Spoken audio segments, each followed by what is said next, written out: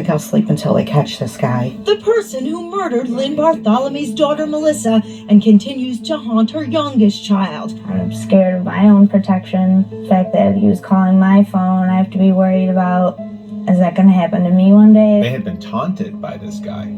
And that had come out in the course of reporting out this story, that he had called their families, taunted them, and talked about what he had done to their loved one. Over the next 5 weeks or so, he would call the then 15-year-old 5 more times, eerily each time from Melissa's cell. At one point saying he had killed Melissa. They're very taunting and angry words. My heart would stop and just didn't even know what to do mostly. He had a system. He had a clear system. Burner phones.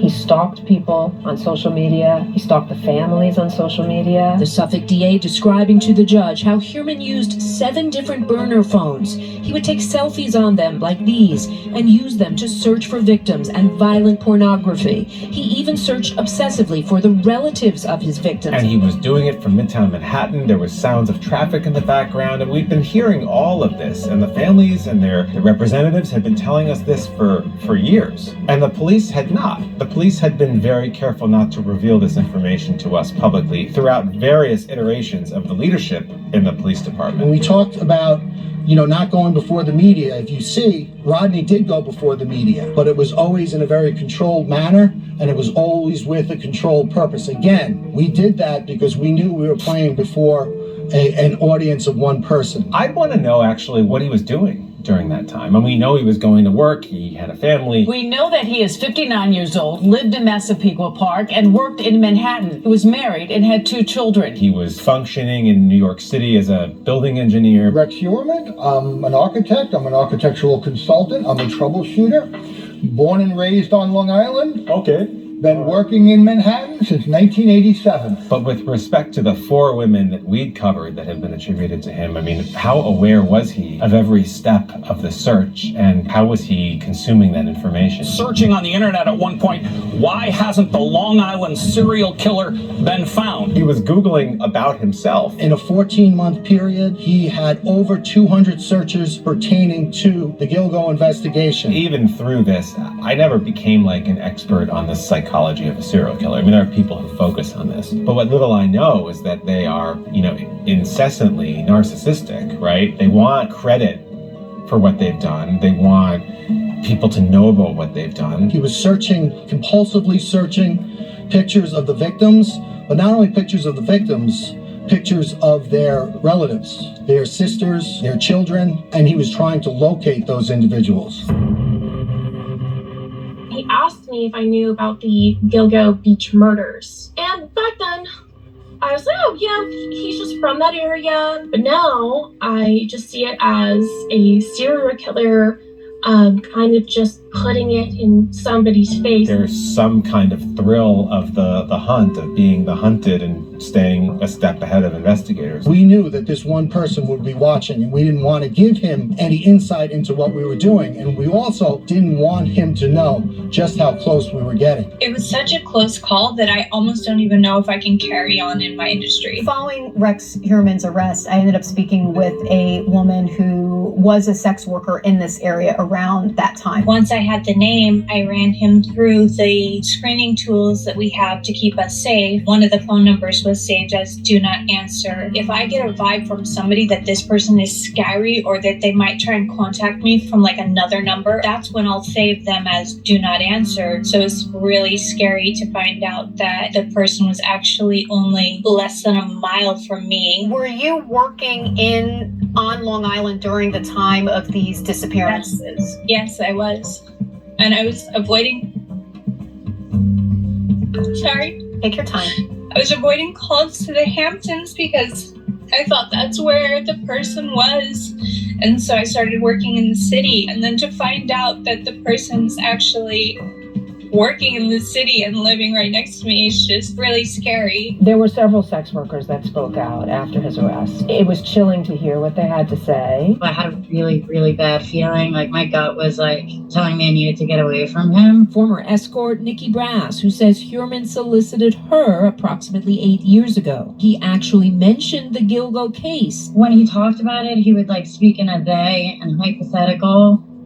but he had this like smile on his face that made me really uneasy. It sent shivers up the back of my neck as we're listening to what she's describing, and you think of what could have happened and what she managed to avoid. One thing I struggle with as an investigative reporter is that we know that this tip about the Chevy Avalanche belonging to this gentleman who was last seen with Amber Costello, that tip came in 2010. He was driving a dark-colored black, first-generation Chevrolet Avalanche with a unique feature that was between it was a pickup truck, so it was between the cab and the bed, and that was identified. Again, that was back in 2010. For law enforcement to not take that tip seriously until 12 years later is something that is highly questionable. It wasn't until March of 2022 that database was searched by the task force and this individual was identified. That tip was called in by Amber Costello's roommate and friend because he knew that Amber had disappeared. She wouldn't just leave with anybody, she wasn't stupid, and even though it was money like that, it kind of makes me believe that she was comfortable enough with this person.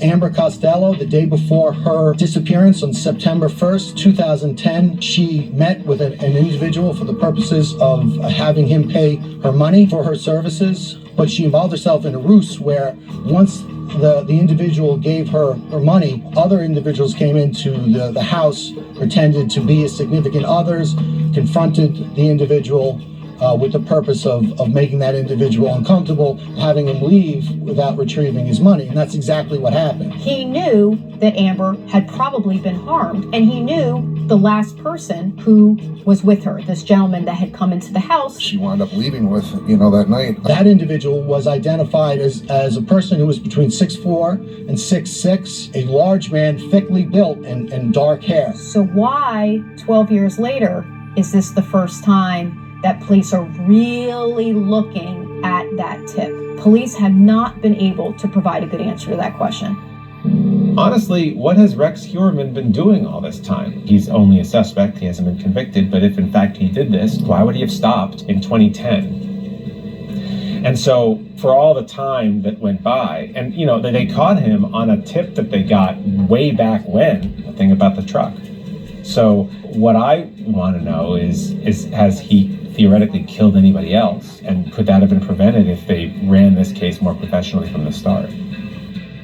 We still don't know where these women were murdered. Their bodies were found at Gilgo, but that doesn't mean that's where they were killed. And so that is something that is still part of this investigation. Suffolk County District Attorney Ray Tierney visits the site, answering the burning question if he thinks anyone might have been killed in Heuermann's house. Evidence does not point either one way or the other. Could Rex Heuermann be linked to some of these other victims? Absolutely. That's what investigators are going to have to figure out. Bodies, the demographics were a little different, but it doesn't mean that we're not going to take a closer look and see if Rex Heuermann is attached to them or other bodies that might have been discovered throughout the state. Do the killings of the other victims resemble the Gilgo Four?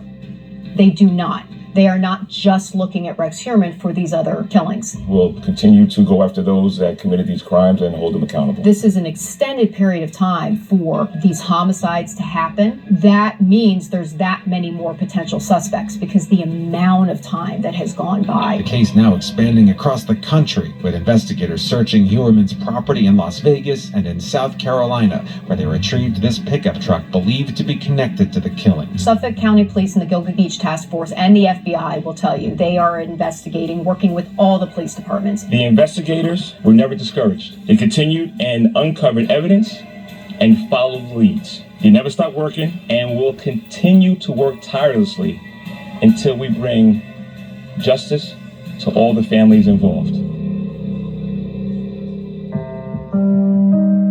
We know so much about the Gilgo Four, and we know so little about everybody else. Those people were murdered. And those killers need to be found too. I can't imagine what it must feel like so many years later to hear that there's finally an arrest in this case. I also can't imagine what it feels like to be a family member of one of the other victims. There's all this hoopla around this arrest, but there are 6 other victims whose cases have never been solved and may never be solved.